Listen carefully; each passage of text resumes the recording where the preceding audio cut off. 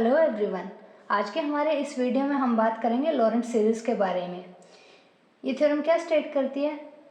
If F Z is analytic in a ring shaped region R bounded by two concentric circles C and C one of radii R and r1 and with center at A, then for all z in R, the function fz can be defined as fz equals to a0 plus a1 into z minus a plus a2 into z minus a square and so on plus a1 into z minus a raised to power minus 1 plus a2 into z minus a raised to power minus 2 and so on, where an is defined by 1 by 2 pi iota into integration along the closed curve gamma f of t by t minus a into dt, where gamma being any curve in R encircling C1। अब ये कैसे करनी है sir? एक बार इसके statement को समझ लेते हैं। हमारे पास क्या गिवन है? एक फंक्शन एफ जेड गिवन है जो एनालिटिक है किसी रिंग शेप्ड रीजन में, और वो रीजन किससे बाउंडेड है? टू कॉन्सेंट्रिक सर्कल से, सी और C1 से। ये हमारा सर्कल C1 है और ये C है और ये C1 है, और जो इनके बीच में जो ये रीजन है ये क्या है? आपका रीजन R है। C1 सर्कल की रेडियाई R है, C सर्कल की रेडियाई R है और C1 की रेडियाई R1 है। सेंटर दोनों का सेम है A। तो किसी भी पॉइंट Z के लिए वो पॉइंट Z कहाँ लाई कर रहा है? For all Z in R। कोई भी पॉइंट हो सकता है आपका Z इस रीजन में, इस पूरे रीजन में कहीं भी ये पॉइंट Z हो सकता है, कोई भी पॉइंट। उसके लिए फंक्शन को आप इस सम के एज ए सम डिफाइन कर सकते हो। जो ये वाली टर्म है, ये वाली एक्सपेंशन है, ये अप टू इन्फिनिटी जाती है, और जो सेकंड एक्सपेंशन इसमें गिवन है वो भी कहाँ तक जाएगी? आपकी अप टू इन्फिनिटी जाएगी। और ए एन आपने डिफाइन कैसे किया है? 1 by 2 pi iota integration along the close curve gamma F of T divided by T minus A D T. अब गामा क्या है? Gamma being any curve in are and circling C1। इस reason are में कोई भी curve हो सकती है आपकी गामा जिसने एनसर्कल किया हुआ किसको? C1 को। तो ये आपकी कर्व गामा है। अब इसका प्रूफ करने के लिए हमें क्या करना होगा? इसमें जिसे डायग्राम की हेल्प से समझते पहले इसको, इसमें हल्की सी मॉडिफिकेशन करनी पड़ेगी हमें। पहले हम लोग क्या करेंगे? एक क्रॉस आउट इंट्रोड्यूस करेंगे इन दोनों सर्कल्स के बीच में। क्रॉस आउट मतलब इन दोनों सर्कल में से कुछ ऐसा काटेंगे या जोड़ेंगे। तो इसको करते हैं, कैसे करेंगे? ये सपोज कीजिए आपका सर्कल C1 है और ये सर्कल आपका, यहाँ पे सर्कल प्रॉपरली सर्कल जैसा नहीं ड्रॉ हुआ, तो हमारे पास कुछ ऐसी शेप बन जाएगी। हम क्रॉस आउट कुछ ऐसा इंट्रोड्यूस करेंगे, जो सर्कल C होगा आपका वो क्या होगा? एंटी क्लॉकवाइज डायरेक्शन, और जो सर्कल C1 होगा आपका वो क्या होगा? क्लॉकवाइज डायरेक्शन में। एक आपने क्या करा? क्रॉस आउट ए भी इंट्रोड्यूस करा है, ए बी। सेंटर इसका इन सर्कल्स का क्या था? ए था, और पॉइंट Z इस रीजन, ये डोमेन D हो जाएगी हमारे लिए ये क्रॉस आउट की करने के बाद, इंट्रोड्यूस करने के बाद। और ये पॉइंट Z किस, ये जो डोमेन D है इस रीजन का ही पार्ट है, और ये Z इसी यहीं पे लाई कर रहा है इसी रीजन में। तो इस चीज़ को उस लैंग्वेज की फॉर्म में हम लोग लिख लेते हैं। कैसे लिखेंगे? Introduce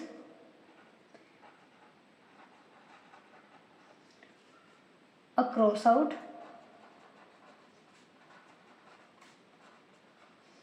AB between C and C1, then f of Z is analytic in region D bounded by curve C, in the region D bounded by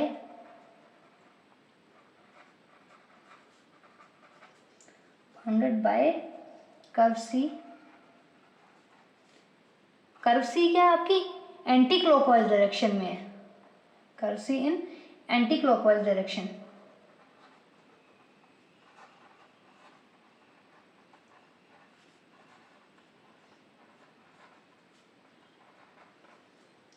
line A B,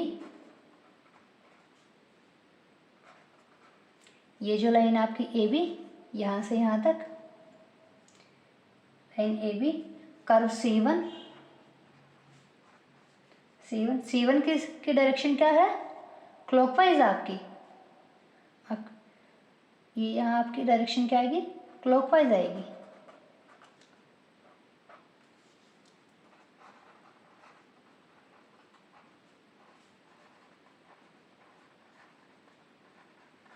clockwise direction and line B A, इसी से मिलके बन रहा है ये reason. अब हम क्या करेंगे, कोई भी पॉइंट Z लेट कर लेंगे डोमेन D में। Let Z is any point in D, then by Cauchy's integral formula,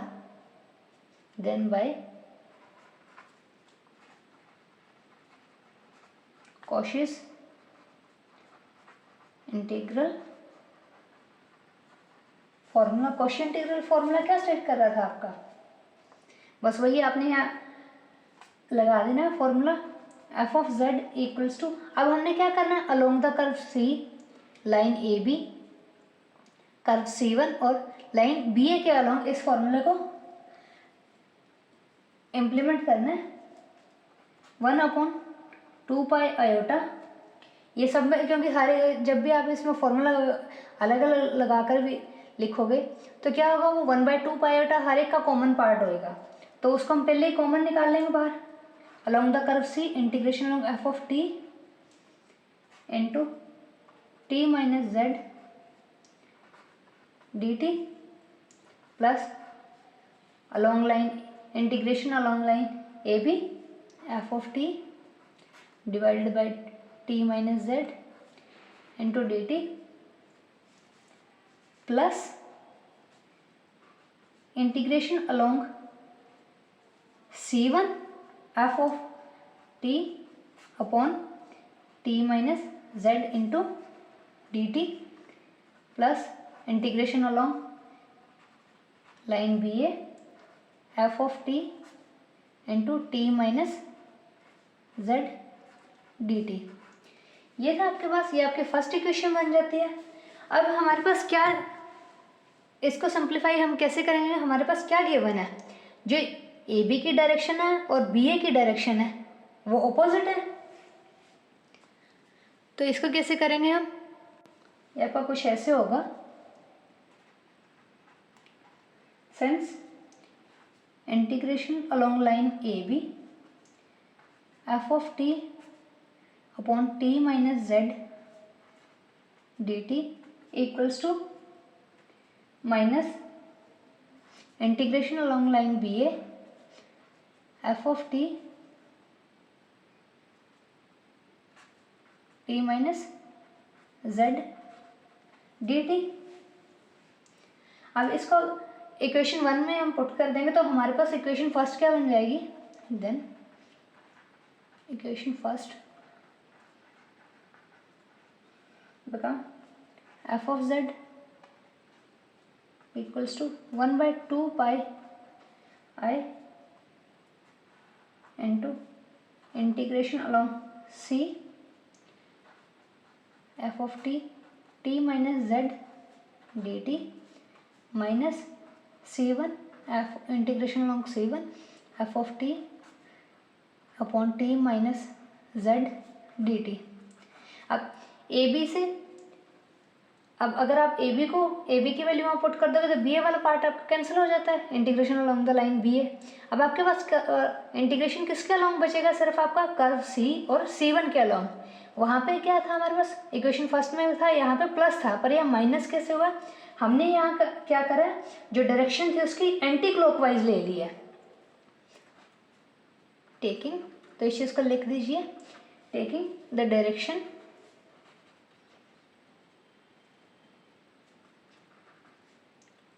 of C1 anti clockwise. हमने स्टार्टिंग में क्या लेट करा था कि C1 की डायरेक्शन क्लॉकवाइज है, पर यहाँ पे हमने क्या करा, इसकी डायरेक्शन एंटी क्लॉकवाइज कंसीडर कर ली है। तो नेक्स्ट कैसे करेंगे, अब हमारे पास दो पार्ट बन गए यहाँ पे इंटीग्रल के। फर्स्ट पार्ट ये है आपका और सेकंड पार्ट ये बन रहा है। तो पहले फर्स्ट पार्ट को सॉल्व करते हैं। फॉर फर्स्ट इंटीग्रल, ये आपकी इक्वेशन सेकंड हो जाएगी। For first integral of equation second,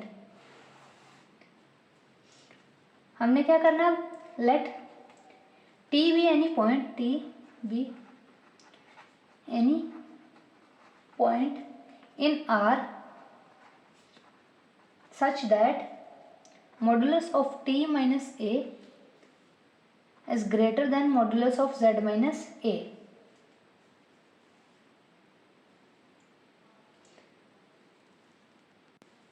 So 1 upon t minus z equals to t minus a minus z minus a। अब हमने यहाँ कुछ नहीं करा, सिर्फ 1 अपॉन टी माइनस जेड को हमने क्या करा, a ऐड कर दिया और यहाँ पे a ही सब्ट्रैक्ट कर दिया। तो इसको सिंपल फॉर्म में लिख लेंगे हम लोग। ये क्या बन जाएगा आपका, 1 upon T minus A, common ले लेंगे अब यहाँ से, 1 minus Z minus A divided by T minus A. जब यहाँ से कॉमन लेंगे तो ये टी माइनस ए डिवाइड में आ जाएगा।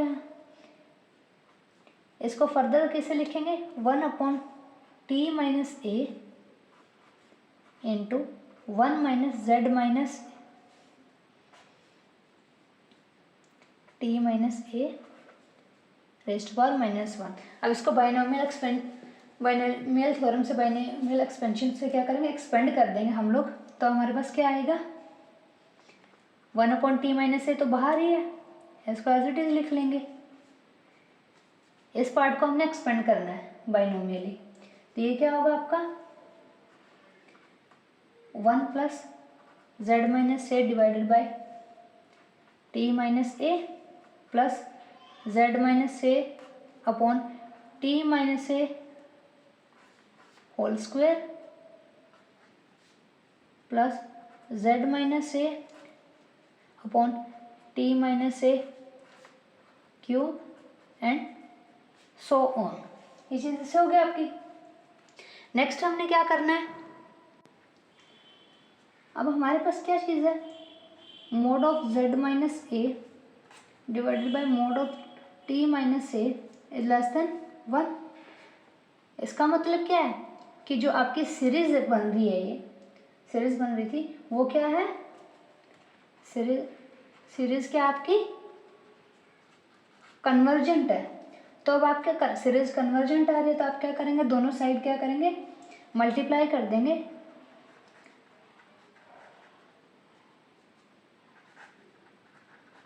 Multiplying both side by F of T upon 2 pi iota and integrating along C with respect to T। दोनों side multiply करेंगे तो हमारे पास क्या आ जाएगा, 1 upon 2 pi iota integration along the curve C F of T upon T minus Z D T equals to 1 upon 2 pi iota integration along C F of T upon T minus A D T plus Z minus से आपका बाहर आ जाएगा क्योंकि आप integrate किसके along करो, T के। Integration along the curve C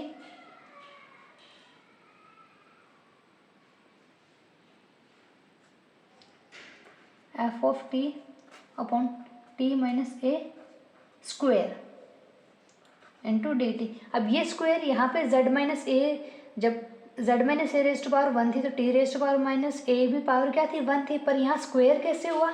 यहाँ बाहर जो आपका t माइनस ए गिवन था उसको हमने क्या करा, अंदर मल्टीप्लाई कर दिया सिर्फ।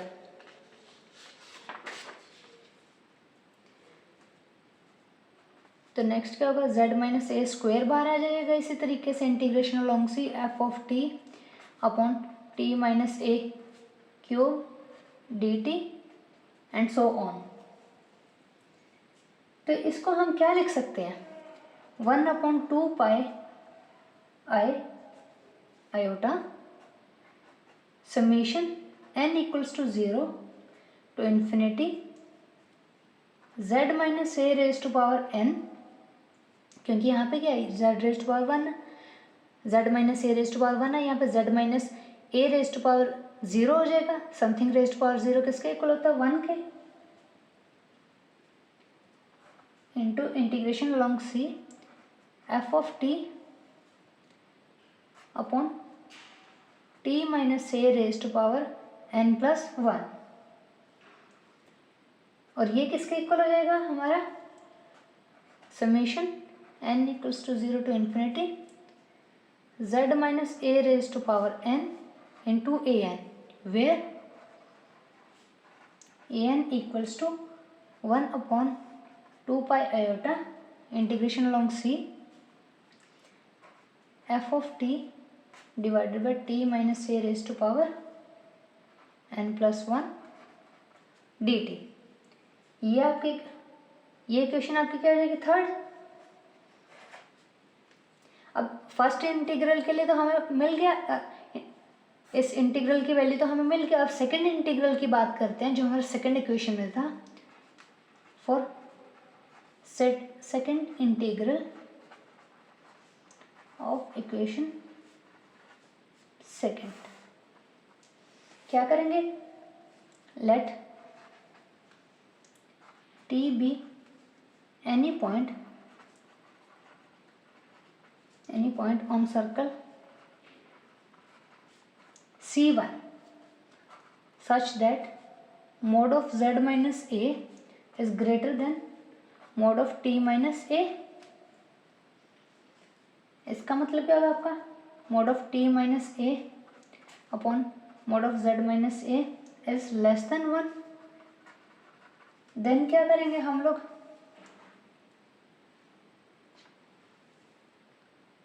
जैसे फर्स्ट स्टेप में हमने करा था 1/t minus Z equals to -1 z minus ए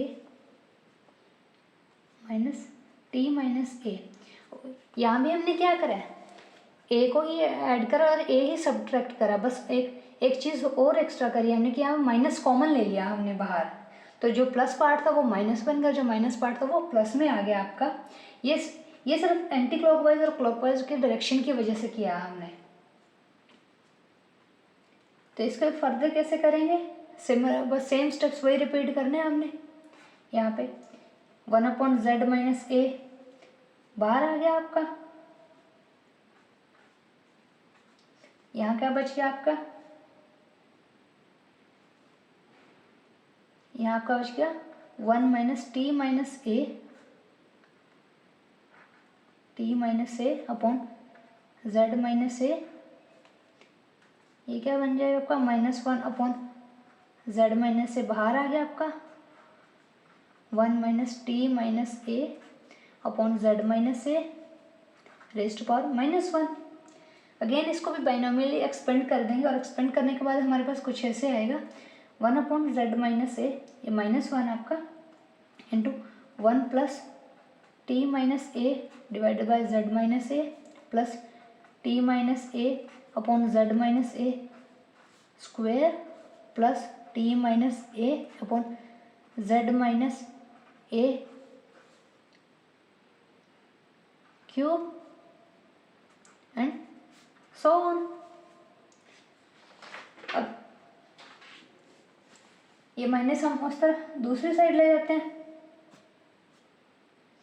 तो ये क्या हो जाएगा हमारा -1/t - z equals to 1/z - a into 1 + t - a z - a plus t - a z - a square plus t - a z - a cube and so यहाँ इस step में कुछ नहीं करा, सिर्फ जो माइनस साइन था वो हम दूसरी तरफ ले गए।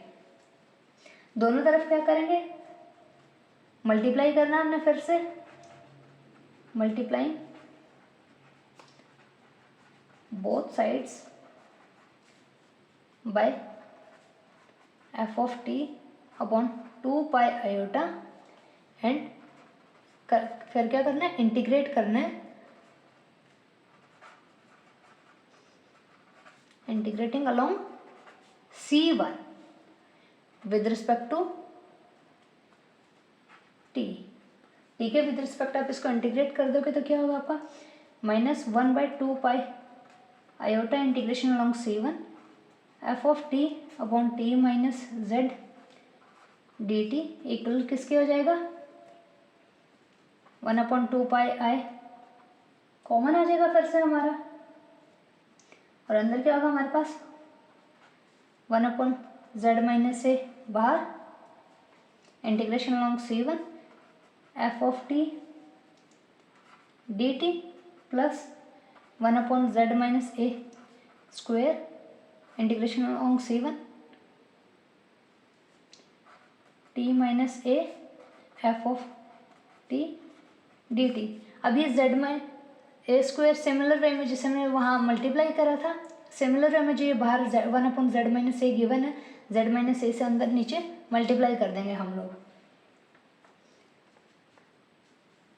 तो यहाँ आ जाते हैं फिर से हम वापस।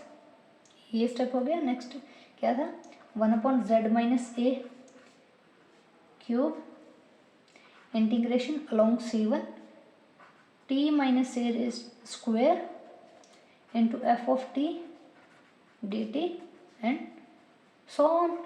अब ये इसको हम फर्दर कैसे लिख सकते हैं,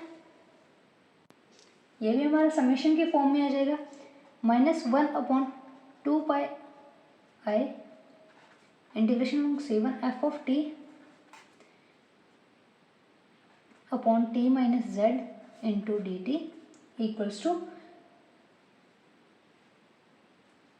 1/2π i बाहर आपका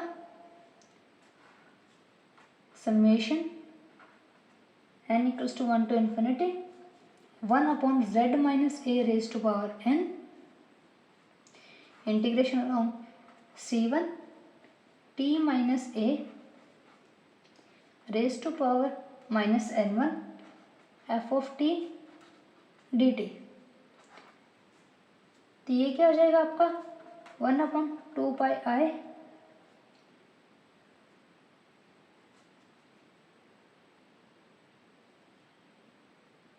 जो ये पार्ट आपका 1/2π और integration along c1 t raised to power t - a raised to power -1 into f(t) dt, ये पार्ट क्या बन, इसको हम क्या बोलेंगे कलेक्टिवली a माइनस n, और ये क्या है आपका z raise to power n है, ऊपर लेके जाएंगे तो माइनस नेगेटिव हो जाएगी पावर आपकी, तो इसको लिख सकते हैं summation n equals to 1 to infinity z - a raise to power -n and a - n। ये आपकी फोर्थ इक्वेशन होगी, और an वेयर a - n किसके इक्वल है 1/2π i integration along c1 t - a raise to power n - 1 f(t) dt। अब third और हमारे पास थर्ड फोर्थ इक्वेशन आ गई है, उनको क्या करेंगे सेकंड इक्वेशन में सब्स्टिट्यूट कर देंगे, सब्स्टिट्यूटिंग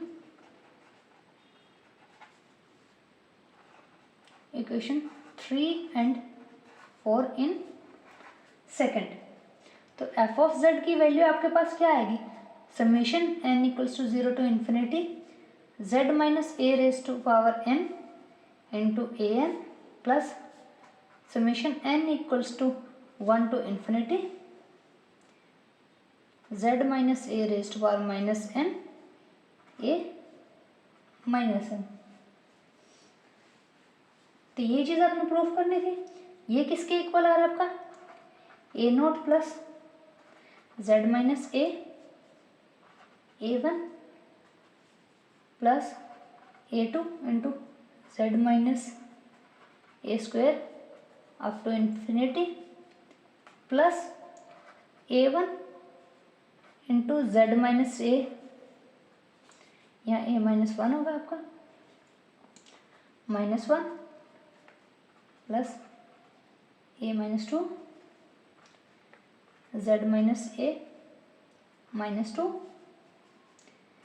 अप टू इन्फिनिटी जाएगा, where an equals to 1 upon 2 pi iota integration along the curve gamma f of t into t minus a raised to power n plus 1, और n कहाँ से कहाँ है आपका, minus infinity two plus infinity तक। ये आपकी लॉरेंट सीरीज थी। उम्मीद करते हैं कि आपको लॉरेंट सीरीज थ्योरम क्लियर हुई होगी। Thank you.